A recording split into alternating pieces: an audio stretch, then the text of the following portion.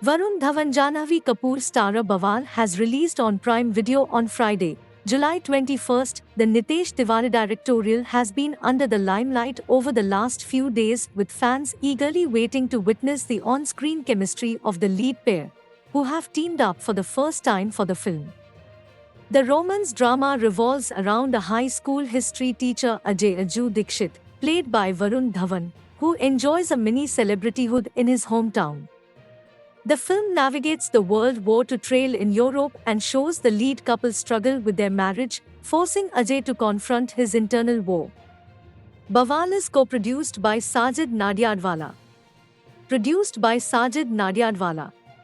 Soon after the release of the film, Twitter users took to the platform to share their views on the film, with many of them even calling it Dhawan's best film to date. While some said that the film is unconvincing and fails to impress.